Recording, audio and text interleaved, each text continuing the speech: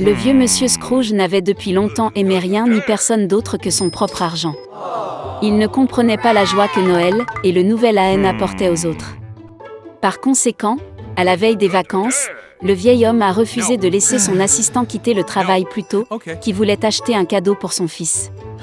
Monsieur Scrooge a même refusé l'invitation de son neveu de célébrer Noël avec sa famille et a également refusé de donner de l'argent pour aider les enfants dans le besoin. Le vieil homme ferma son bureau tard dans la soirée et rentra chez lui. Et puis, dans sa chambre, des choses étranges ont commencé à se produire. Un vent soufflait de quelque part, le tonnerre grondait, et soudain le fantôme de son compagnon, décédé à Noël dernier, apparut devant lui. Monsieur Scrooge avait très peur et ne comprenait pas ce qui se passait. L'esprit a dit qu'après sa mort, il a été puni pour ne pas faire le bien et ne pas aider les gens de son vivant. Il ne voulait pas que le vieil homme subisse le même sort. Il prévint donc Scrooge que 3 autres fantômes lui rendraient bientôt visite. Après ces mots, l'esprit a disparu. Le vieil homme a prétendu que rien ne s'était passé. Mais bientôt, le fantôme d'un enfant est apparu devant lui. Monsieur Scrooge a été abasourdi parce que c'était l'esprit de ces dernières années. Le fantôme les a transportés comme par magie dans le passé. Le vieil homme se voyait comme un petit garçon dans la ville où il est né et a grandi. Il décorait le sapin de Noël et il s'est beaucoup amusé. Puis Monsieur Scrooge s'est vu dans sa jeunesse, le jour où, plein de joie et d'espoir, il a proposé à sa bien-aimée. Après cela, le vieil homme s'est vu mûrir. Sa femme pleurait et il ne pouvait pas comprendre pourquoi elle avait décidé de se séparer de lui. Le fait est que Scrooge ne faisait plus attention à elle, mais ne pensait qu'à l'argent. Le vieil homme ne pouvait pas le regarder lui-même de côté et demanda au fantôme de le renvoyer. L'esprit a finalement disparu, mais un autre fantôme est apparu à sa place. Il a porté Scrooge chez son assistant la veille de Noël. Toute la famille était assise à une pauvre table. Le vieil homme était sûr qu'il le détestait tout, mais il devint convaincu que ce n'était pas le cas. L'assistant a porté un toast à la santé de Monsieur Scrooge, et sa femme s'est jointe très volontiers au toast. Et puis le vieil homme a remarqué que le fils de son assistant était malade. Scrooge avait pitié de l'enfant et avait honte de son comportement. Puis le fantôme emmena le vieil homme dans la maison de son neveu. Toute sa famille était heureuse des vacances. Plus important encore, ils ont laissé un siège à la table pour Monsieur Scrooge. Le vieil homme ne s'attendait pas à voir ça, il pensait toujours que toute la famille le détestait. Finalement, le fantôme a disparu, mais l'esprit des années futures est apparu à la place. Il a amené Monsieur Scrooge à ses propres funérailles. Tout le monde a dit que c'était devenu plus facile pour eux lorsque le vieil homme mourut enfin. Ce n'est qu'alors qu'il s'est rendu compte que de toute sa vie, il n'avait apporté de bien à personne. Puis Scrooge vit son assistant porter des fleurs sur la tombe de son fils. Le vieil homme ne pouvait plus le regarder et demanda au fantôme de le ramener. Le 3e esprit a disparu et Scrooge était de retour à la maison. Le vieil homme a finalement décidé de changer pour le mieux. Heureusement, il a constaté que le temps avait reculé de quelques heures. Monsieur Scrooge a décidé de ne pas perdre une minute. Il avait encore le temps de tout changer. Le vieil homme était sincèrement heureux de l'approche de Noël. Il a envoyé la dinde la plus chère et la plus grasse à la maison de son assistant. Scrooge a ensuite envoyé un cadeau au fils de l'aide et a fait don d'une énorme somme d'argent à une association caritative. Après cela, le vieil homme est allé fêter Noël avec son neveu, où toute la famille l'a accueilli. Le lendemain, lorsque l'assistant de Scrooge est venu travailler, il a augmenté son salaire. Pour son fils, le vieil homme est devenu parrain. Monsieur Scrooge a donné au garçon le meilleur traitement possible et il a continué à mener une vie saine.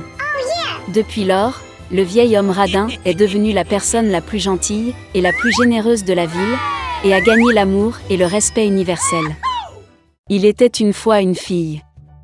Et elle avait des cheveux si beaux et si longs que tous ceux qui la voyaient ne pouvaient pas quitter les yeux. Les brins étaient si légers, juste dorés. Par conséquent, ils l'ont appelée Boucle d'or. Pour toute sa beauté, c'était une petite fille très coquine. Maman lui a toujours permis de marcher dans la cour, mais lui a ordonné de ne pas aller dans les bois derrière leur maison. Boucle d'Or était très intéressée de savoir ce qu'il y avait dans cette forêt. Et ainsi, alors que la mère n'a pas vu, elle a en quelque sorte quitté la maison dans la forêt. La fille a longtemps marché dans la forêt. Soit il trouve une baie, puis regarde une belle fleur, puis écoute le chant des oiseaux. Alors elle s'est perdue dans la forêt. Et soudain, elle a vu une maison inhabituelle dans une clairière. Boucle d'Or s'approcha de lui doucement. « Je me suis promenée, mais je n'ai vu personne. » Elle a frappé à la porte, mais personne n'a répondu. Puis, elle frappa plus fort et la porte s'ouvrit. Boucle d'Or entra prudemment. 3 ours vivaient dans cette maison. Un ours était papa, gros et hirsute. L'autre était une mère ours. C'était plus petit. Le 3e était un petit ours. Les ours n'étaient pas chez eux car ils étaient allés se promener dans les bois. La fille entra dans la pièce et vit 3 bols de porridge sur la table. Le premier bol, le plus gros, était le papa ours. Le 2e bol, le plus petit, était la mère ours, et le 3e, le plus petit, était l'ourson. Près de chaque bol, posait une cuillère, grande, moyenne et petite. Boucle d'Or avait tellement faim qu'elle a d'abord voulu manger dans un grand bol. Elle prit la plus grande cuillère, prit le porridge, le goûta, mais le porridge était trop chaud. Puis elle prit une cuillère moyenne, ramassa le porridge, le goûta, mais le porridge était trop froid. Enfin, elle prit une petite cuillère et goûta le porridge du petit bol. Cette bouillie n'était ni chaude ni froide, juste comme il faut. Et Boucle d'Or a mangé toute la bouillie du petit bol. Après avoir mangé, la fille a voulu s'asseoir et a vu 3 chaises près du poêle.